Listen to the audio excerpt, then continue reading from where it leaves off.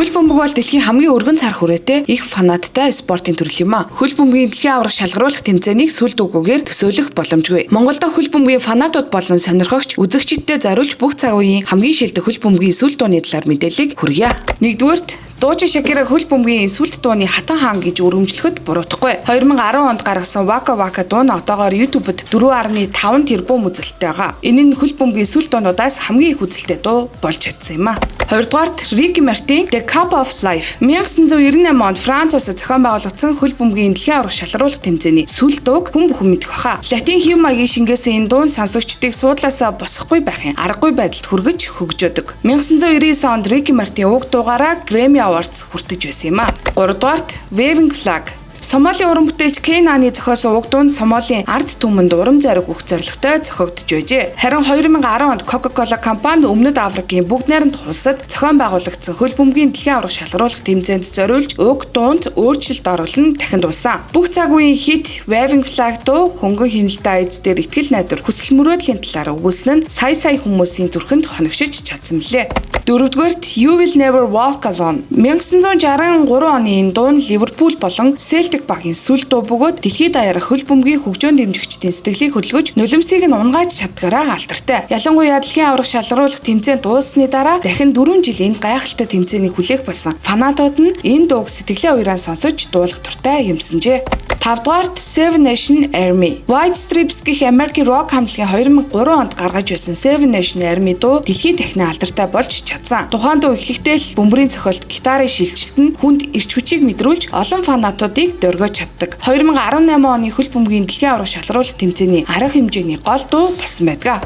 6-дугаарт Love Generation тухайн дуу нь 2005 онд гарсан юм. Үүний дараа 2006 оны хөл бөмбөгийн дэлхийн аварга шалгаруулах тэмцээний дуу болгон өргөмжлөгдсөн олонний сэтгэлд хоногшиж чадсан. Уг дуунд бурхан, итгэл найдвар, хайрын тухай өгүүлдэгч хөгжмийн темп нь хэд уянгалаг уйтгартай биш эсэргээрээ фанатуудыг хөгжөөж чаддаг. Хүн бүхэн амьдралдаа ядаж нэг удаа энэ дууг сонсно нь гарцаагүй.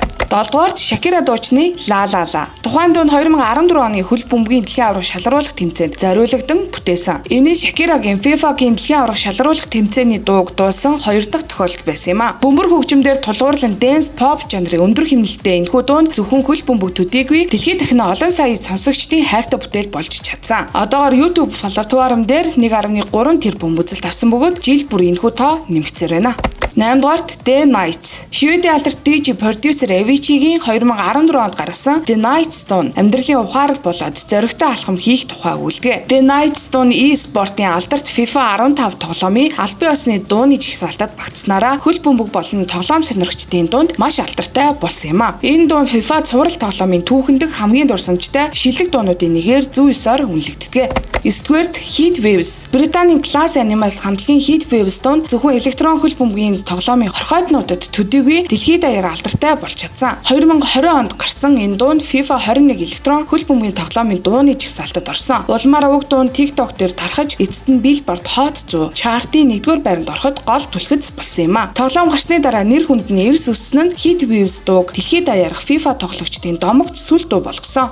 10-дугаарт Dreamer сүүлийн хэдэн дэлхийн аварга шалгаруулах тэмцээний албан ёсны сүлд дуунуудыг зөвхөн Африк, Америк төв төдийгүй Азийн дуучид дуулгасан. Тэдгээрээс хамгийн алдартай дэлхийн алдарт K-pop хамтлаг болох BTS-ийн Jungkook-ийн мөрөөдөгч гэх соло дуу юм а. 2022 оны дэлхийн аварга шалгаруулах тэмцээний нээлтийн ёслоор Jungkook энэхүү дууг дуулсан байдаг. Дууны үг нь мөрөөдөл болон итгэл найдварын тухай өгүүлж сонсогчдод урам зориг өгдөг. Мөн энэ бүтээл нь K-pop жанрыг өөртөө шингээсэн хөл бөмбөгийн дуу гэдгээрээ онцлог байж чадсан. Хөл бөмбөг бол зүгээр нэг спорт бишээ. Энэ бол шаргуу хөдөлмөр, хичээл зүтгэл, төсвөр хатуужил, багийн ажиллагаа, амьдралын үнцийн хүн төрөлхтний эв наримлын нэгдэл юм а. Дэлхийн аварга шалгаруулах энэ л тэмцээнээр тоглогчид гүйхтэй зэрэгцэн хөгжөөн дэмжигчдийн зүрх нэгэн зэрэг зохилдог. Үнэн ч фанатууд хөл бөмбөгийн сонирхч олондоо дэлхийн аварга шалгаруулах гайхамшиг тэмцээний үзэгтээ сэтгэл хөдлөлөө бүрэн дүүрэн мэдэрч цаг хугацаагаа дурсамжтай өнгөрүүлэхийг хүсье. Асуумын сайд хөл бөмбөгийн дэлхийн аварга шалгаруулах тэмцээний эргэн тойрон дахь мэдээллийг тэмцээн дуусах хүртэл буюу 7 дугаар сарын 19-ний хүртэл өдөр тутамдаа мэдээлэх болно.